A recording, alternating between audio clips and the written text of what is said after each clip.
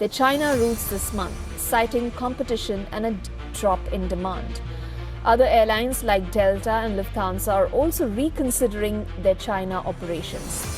Competition from Chinese carriers is not the only factor driving these cutbacks. China's economic slowdown is another key reason. What if the skies over China suddenly went silent?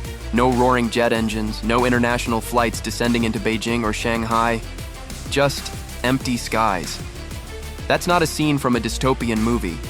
It's the reality unfolding right now.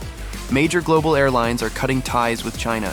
Routes are being scrapped, tickets are being refunded, and the aviation world is quietly shifting away from one of the largest travel markets on Earth. But why?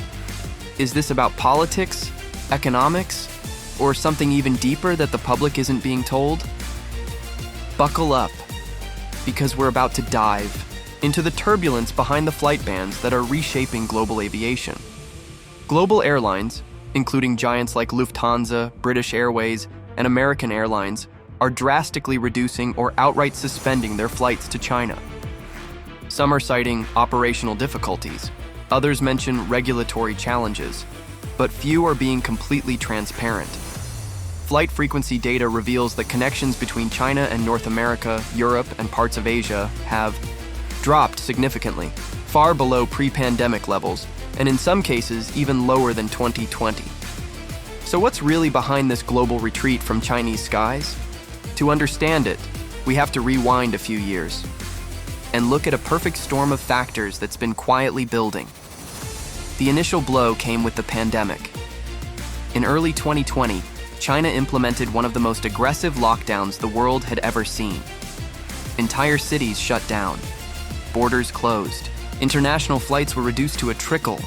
Most global airlines paused operations, expecting it to be temporary.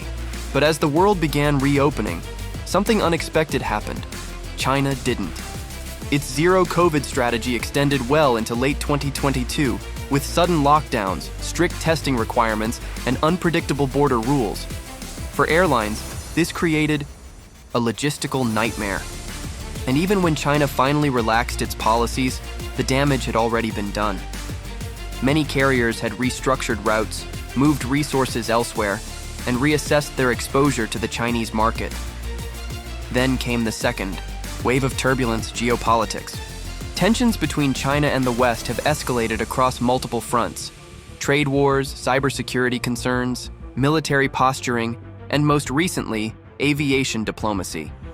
Here's a critical moment. In 2023, Chinese regulators denied expanded flight requests from several US and European carriers while giving Chinese airlines preferential access to foreign airports. That didn't sit well. In response, the US Department of Transportation capped the number of flights allowed from China. Europe followed with its own restrictions.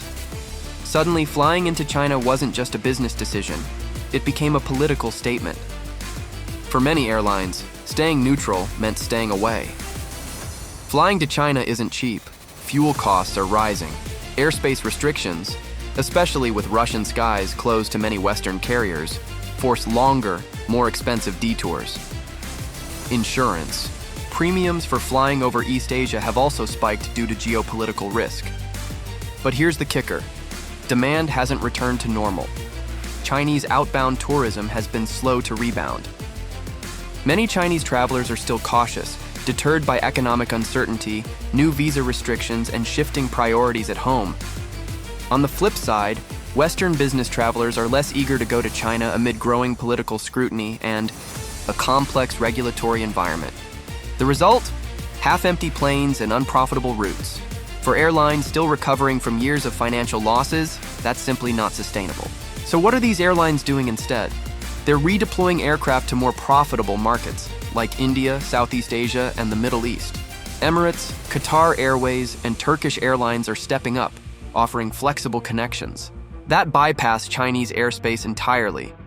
Meanwhile, cities like Singapore, Tokyo, and Dubai are benefiting from the shift, becoming new hubs for international business and travel.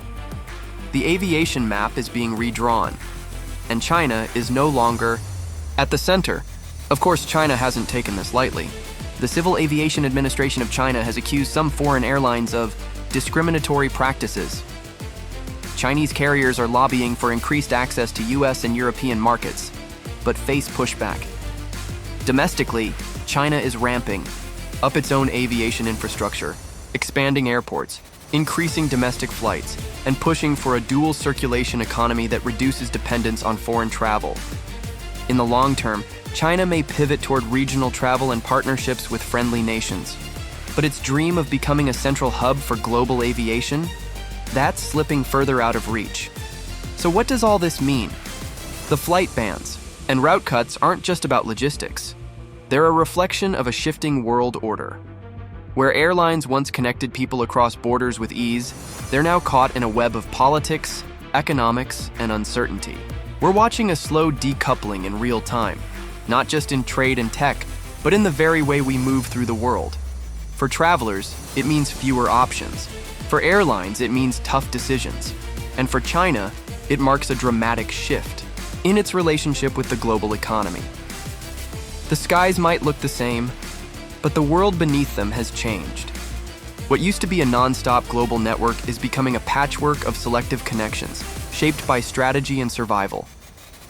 As global airlines cut ties with China, they aren't just avoiding a destination. They're navigating a future where neutrality is no longer an option. The next time you book a flight and notice fewer routes to Asia, remember it's not just a scheduling change, it's a sign of the times. Thanks for watching. Stay curious and stay grounded.